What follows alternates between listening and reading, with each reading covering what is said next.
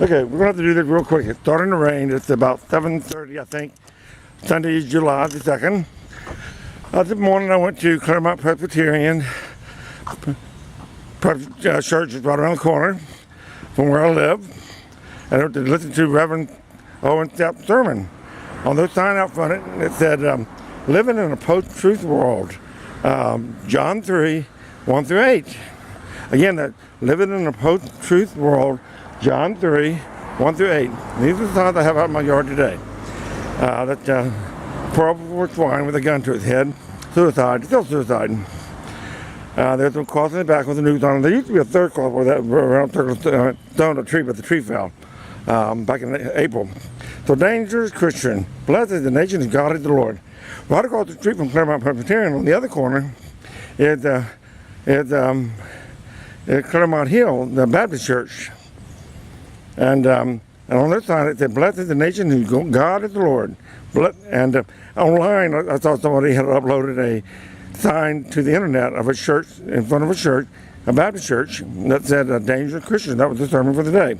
So I combined that picture online, dangerous Christian, sermon given by a Baptist preacher, with the sign out in front of the Baptist church around the corner across the street from Claremont Presbyterian, that always say, blessed is the nation of God is the Lord. And this is 4th of July weekend, so everybody's got the 4th of July thing. Howdy, partner, go make America great again, go. And my sign for today was, solid equal consent, dead or alive. Dialogue equal purgatory, dead or alive.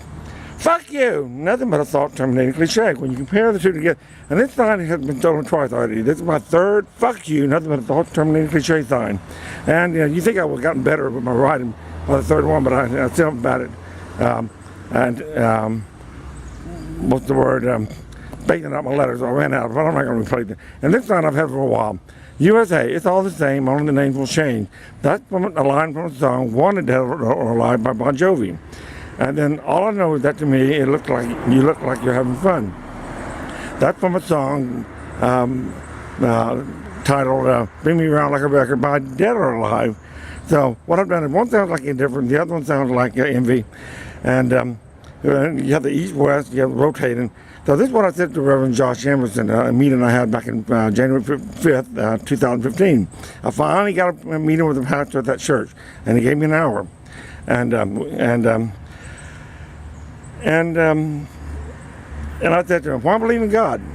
He goes, well, there's desire within all of us. And I cut him off. What? What did you just say? He said, well, there's just desire within all of us. And I said, you just included me on this without my consent. That's not acceptable. Try again. Okay.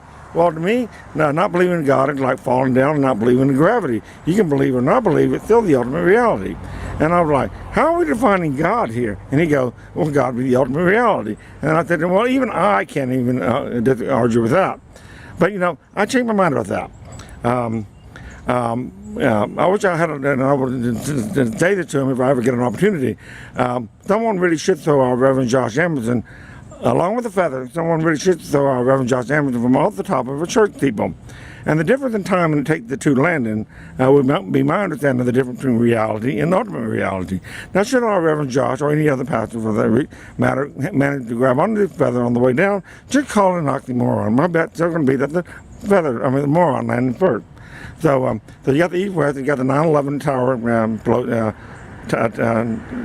plane attack on the World Trade Center, people jumping without parachute, and it's not the fall that kills you; it's a change in the rate of acceleration. So this can happen. It can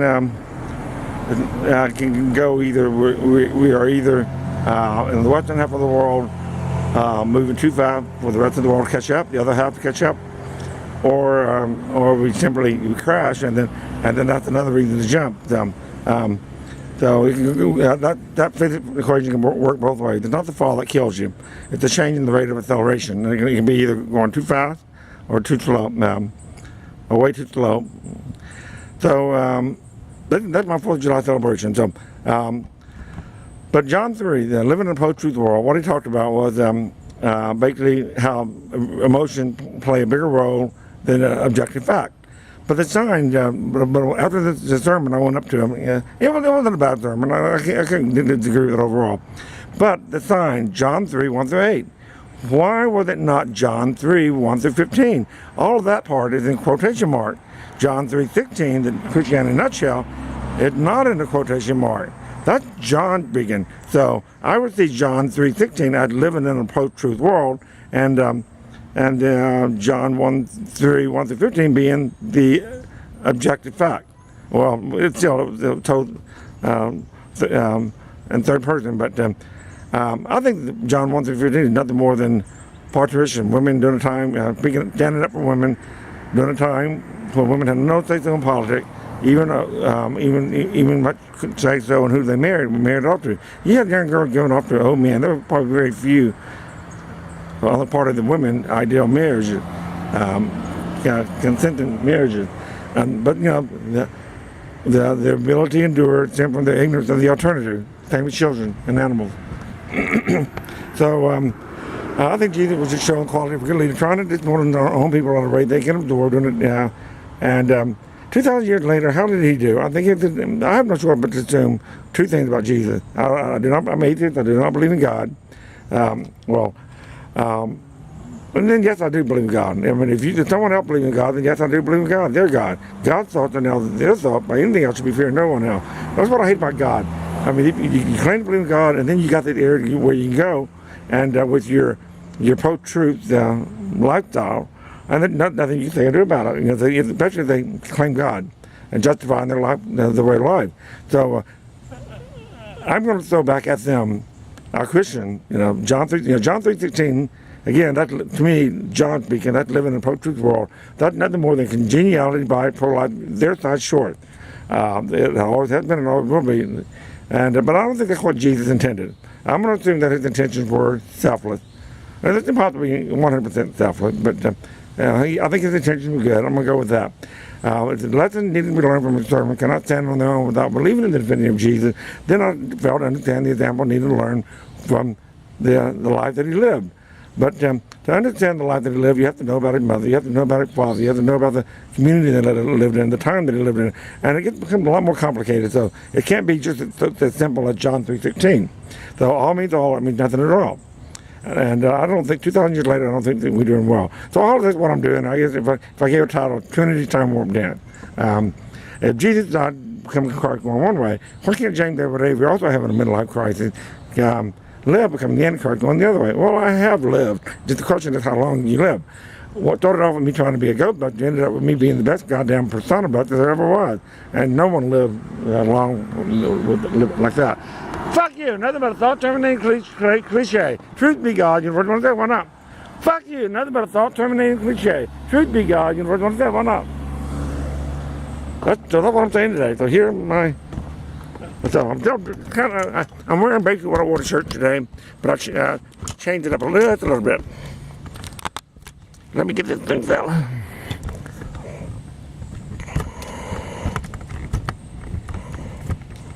I need a cameraman or a woman. Fuck you! Nothing but a thought-terminating cliche. Truth be God, you look good. Why not?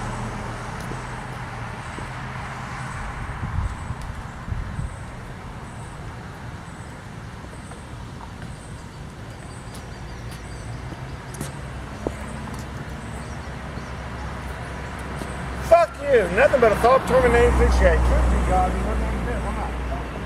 Fuck you. Nothing but a thought-terminating cliche. Truth be God, you wouldn't understand. Fuck you. Nothing but a thought-terminating cliche. Truth be God, you wouldn't understand. Why not? Fuck you. Nothing but a thought-terminating cliche. Truth be God, you wouldn't understand. Why not? Why not? Woo, woo, woo. In God we trust. Why not? Fuck you, nothing but a thought-terminating cliche.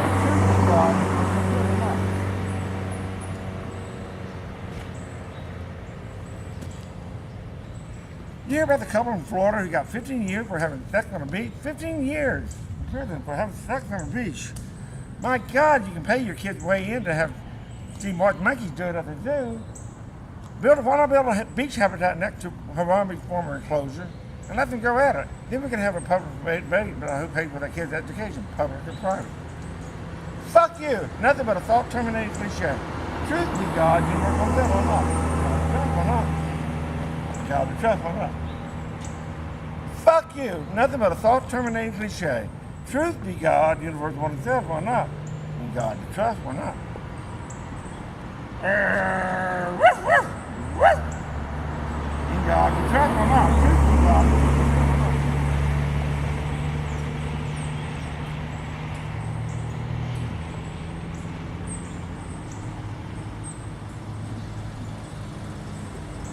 Fuck you. Nothing but a thought-terminating cliche. Truth be God, the universe one itself or not? And God to trust or not? Fuck you. Nothing but a thought-terminating cliche. Truth be God. Bye-bye, George. You didn't know you had a wonderful time. Bye-bye. Fuck you. Nothing but a thought-terminating cliche. Truth be God, the universe one itself or not? And God to trust or not?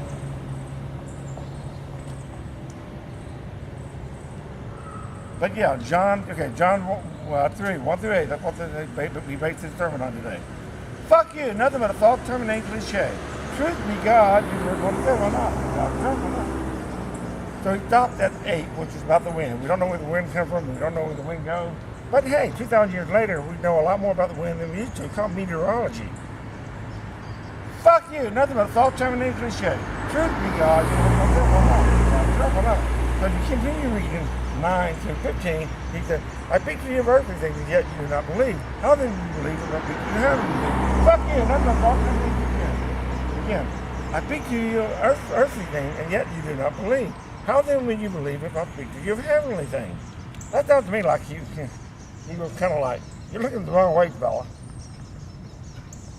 So it's kind of like, and the thing goes on and talks about the snake, the Moses, the bronze snake that Moses rose up in. To me, I think there were a lot of. Fuck you, nothing but a thought-terminating cliche. Truth be God, you have, the wandering in the wilderness, the Exodus, the wandering. Fuck you, nothing but a thought-terminating cliche. The wandering in the wilderness. So, kind of like Haiti. Think about the earthquake in Haiti. Their life has been upturned. So they probably got a bunch of women getting raped, knife, snake in the belly. So they're probably a placebo. That's all that was. And Jesus, and I don't like how they turned Jesus, for God so loved the world, that's living in post-truth world. Let me see if this thing's still going. If it's not, I'm going to be pissed. It's still going. For God so loved the world that he gave his only begotten Son, that whosoever believes in him shall not perish but have everlasting life. That's living in a post-truth world. I don't like how they turned Jesus' life story into a blank check, the gift that he's not given. And yet, it's nothing but a congeniality by pro-life, zero side short. And that's all it has been, and all, well, as long as I've been alive, all it has been, and all it ever will be. And so I think we're right back to where Jesus said to the woman by the well, give me a glass of water.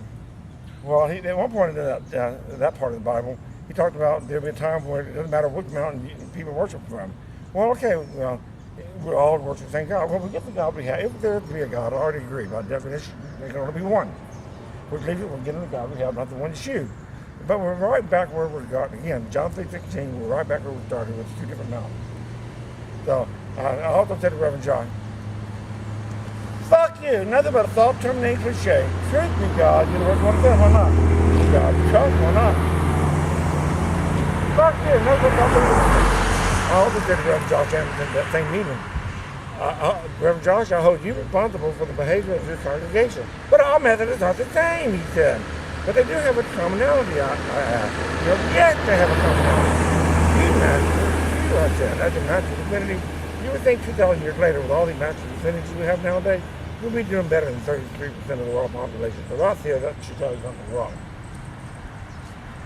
Fuck you, nothing but a thought-terminating cliche. Truth be God, you know what I'm saying? Why not? I'm going to turn this thing off out here. And my mother, just found out my mother, who was visiting with my sister this weekend, that the small town Prescott, Arkansas, the First United Methodist Church of Prescott, population 4,000, the pastor of that small church was getting roughly $200,000 a year salary. When you consider benefit, health plan and all that, pension, $200,000 a year. I cannot believe that. My message to our pastors: the more you make, the less anything you do count toward morally correct behavior. This is what you get them paid to do, to be their human Sunday. I can't grab my shirt without hearing a big old commode flushing. Corporate confession time, the communion equals, you don't get to keep the fire, but that's still shit. So when you add all that together, every communion they have, corporate confession, that's just jury duty without consent by the victim. And that's unacceptable for me. Not